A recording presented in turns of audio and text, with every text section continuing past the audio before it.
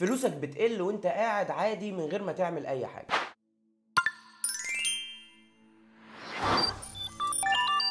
تقريبا لو كنت حاطط فلوسك في مشروع والمشروع ده خسر ما كنتش هتتضرر بالشكل ده. انت متخيل؟ يعني لو كنت شغلتها وخسرت كان هيبقى احسن من اللي حصل في فلوسك دلوقتي. عامله كده كانك صحيت من النوم لقيتهم لغوا الفلوس المصريه وعملوا فلوس جديده، والفلوس اللي معاك اصبحت شويه ورق، يعني فقدت قيمتها. وهو ده بقى المهم، الفلوس شويه ورق طول ما هي مش بتشتغل معناها انها بلا قيمه. يعني لو انت معاك مليون جنيه وفي صحراء لا في حاجه تشتريها ولا في حد تديها له يعمل لك بيها خدمه مثلا، هل وقتها هيكون ليها لازمه؟ مجرد شويه ورق. طول ما انت ما بتشتريش حاجه بالفلوس او طول ما انت حاططها كده جنبك او في البنك فانت فلوسك قيمتها بتقل. اقول لك على حاجه وما تتفاجئش، اللي حصل في قيمه الفلوس في مصر خلال السنه اللي فاتت ما حصلش في تاريخ مصر كله. فلوسك قيمتها قلت للنص. ال1000 جنيه بقت بقيمه ال 500 جنيه من سنه. يعني اللي كنت بتشتريه ب 500 من سنه دلوقتي بتشتريه ب1000. يعني لو حضرتك معاك مليون جنيه شايلهم من السنه اللي فاتت كده على جنب ولسه شايلهم، فانت حاليا مش هتقدر تشتري غير النص اللي كنت هتقدر تشتريه بمليون السنه اللي فاتت. اما بقى الناس اللي راحت للشهادات البنكيه اللي بتدي فايده 18%،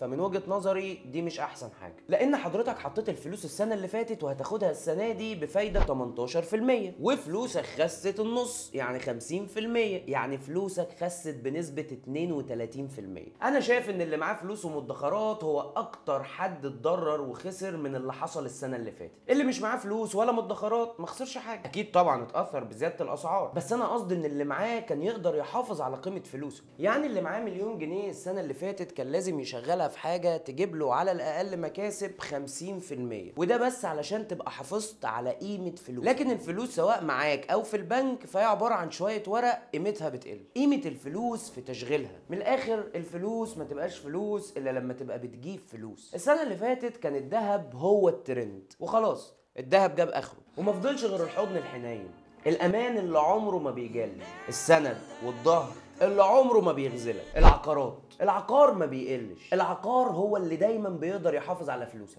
لانه بيزيد زياده مضاعفه، بتقدر تقف قصاد التضخم اللي بيزيد والفلوس اللي قيمتها بتقل. العقار بتقدر تأجره بنسبه من 10 ل 15% سنويا، وسعره بيزيد بمعدلات كبيره وسريعه لاكتر من سبب، زياده مع زياده الاسعار، ودي مهمه جدا. يعني ايه؟ الفرق ما بين العقار والبنك، في البنك متحدد لها نسبة ارباح او فوائد ملهاش دعوة بالنسبة اللي بتزيد بيها الاسعار واللي بيزيد بيها التضخم، وطبيعي بتبقى اقل لان البنوك مش هتخسر نفسها. الفايدة 18% وفلوسك قلت بنسبة 50%، انما العقار بيزيد زيادة غير مشروطة وغير محددة من الاول. كل ما الاسعار زادت كل ما العقار زاد، كل ما التضخم زاد العقار بيزيد، وبكده بيعمل تعادل. ده غير بقى ان الزياده في الاسعار بتتضاعف لما العقار يبتدي يحصل فيه تطوير، زي انك تشتري والعقار تحت الانشاء، وكل ما تكمل مرحله في الانشاء السعر بيزيد. كمان تطور المنطقه، يعني لما تشتري في منطقه او في مدينه جديده فده معناه انها لسه هتتطور، وده معناه زياده ثالثه في الاسعار. علشان كده اكتر ناس كسبت هي الناس اللي حطت فلوسها في العقارات من سنه او اتنين، خصوصا في مشاريع تحت الانشاء او في مدن جديده زي العاصمه. سعاده الباشا اللي اشترى في العاصمه من سنتين الوحده بتاعته زادت الضعف على الاقل، يعني الوحده اللي كانت ب 2 مليون بقت ب4.